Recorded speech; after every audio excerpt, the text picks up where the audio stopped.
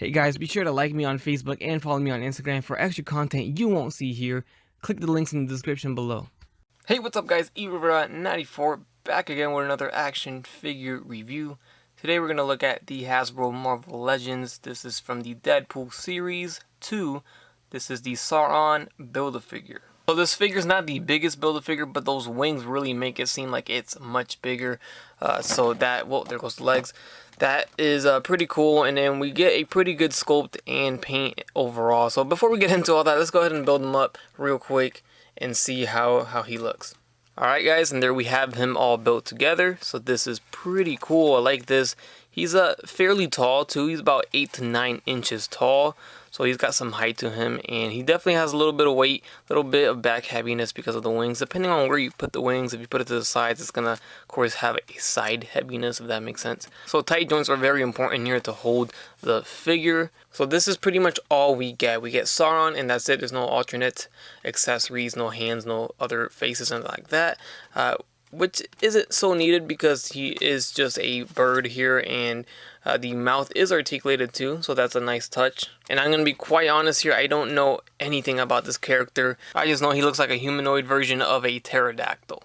And I do like the paint apps when it comes to the torso piece. It seems like they painted that yellow color over the green there, so that looks good. It's on the face too, on the beak. But they stopped doing it on the arms and the legs, so you can kind of see it goes from yellow straight to green. They don't really kind of blend into each other. The legs, the same thing. At least the bottom skirt piece does kind of cover that, so you don't know if it's blended in or not. But when it comes to the shoulders, you know, obviously you can see that. We get some more yellow over at the wings, and I do like the wings, how they did this. That looks good right there. That's a good blend from the green to the yellow. Here is the back. And of course the tail, we get some more yellowish green on the tip of the tail. I do like how the wings have all that texture in there, all that sculpt, those veins and those holes there. They did that pretty cool, good detail there. That goes for both. We do get some blue pouches there.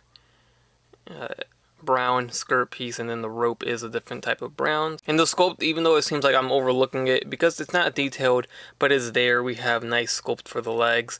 That reptilian type sculpt looks good. We have it on the arms all over the place, so they did a good job there. On the back, so the sculpt is nice. Maybe some shading would have been nice. Something to bring out the sculpt a little bit better would have made the figure better. But overall, the entire sculpt of the figure came out fantastic. There's a closer look at that articulated jaw. It closes completely too, so that's nice. And it opens about this far, and you can see the tongue and the teeth are painted, so that looks nice. I like the glossy paint they use for the tongue, making it seem like it's wet with saliva, so that's nice. The eyes are painted pretty clean. Overall, it's a nice looking Build-A-Figure for sure. It's just lacking a little bit of paint when it comes to the shading and, you know, the rest of the body. But for the most part, it's a pretty good looking Build-A-Figure. The nails could have been painted too. Claws or the nails are not painted on the feet or the hands there, so that's another missed location to paint. So we do get this neck. You can see the little bit of a gap there. It articulates at the neck forward and back like this. Not a lot, but there's some movement there. And then the head itself does move up and down about that far. Look at the movement on both, and then it does swivel left and right. It's actually a little bit loose on mine, but it's there. I think it's removed. Yeah, it's on a ball joint only, so that does remove. Of course, we just saw the jaw articulate, but one more time, there it is for you guys. It does open, so that's nice. Then going down to the arms, we have the arms going forward and back. They can go in and out. We have a bicep swivel, a single jointed elbow there, and then we get another joint here at the upper part of the wing, so that articulates as so. Going to the hand, we have a swivel and a hinge for the wrist. We have a diaphragm joint that swivels left and right, and it goes back and forward. Now it's a little bit loose on mine. This is the most important piece to have tight, and it's a little loose for my liking to hold them. So sometimes, I don't know, there's too much weight. You can kind of see it. It moves easily. But it definitely could be worse. I've seen worse, that's for sure. It does swivel there as well. The legs will go forward and back. They're going to go in and out about this far. He does a complete split. And then we do have a thigh swivel, we have a double jointed knee, we have an ankle hinge, and an ankle pivot. And before I forget, we do get tail articulation, so it does move up and down this far. We do get a big gap though, and then it does swivel right there, 360 degrees. So this guy has a wingspan of about 17 inches right here. And now I can properly measure him, his height, and it seems like he's just a little bit over 8 inches there. So this is the farthest his elbows will bend. This is the straightest his arms will stay straight. So they're slightly bent, but this is what we can do here. So the wingspan at this point here is going to be about 18 inches long. That is quite the wingspan there, so very nicely done. Also, depending on where you articulate this part, if you spread out even farther like that, but then you have a gap. I didn't want to leave a gap, so I had it as far as I could without the gap there. So with the gap, it's probably almost 19 to 20. The thing with this figure, as for having him just kind of not flying or anything like that, you can't really have the wings retracted at all. Obviously, because it's molded open like this, there's no alternate arm to have it kind of closed down. You know how a bird kind of has it closed down. But, I mean, this is the best you can do here. And you can have it behind him, and that's it. So you can still stand him up without him flying, and he stands up just fine. And that actually supports him through the back, so he doesn't fall back or anything like that with the weight. So, there you go. That's the best you can do with this. Alright, and here we'll get him next to another reptilian figure that we got this year. This is the Lizard from the Spider-Man wave.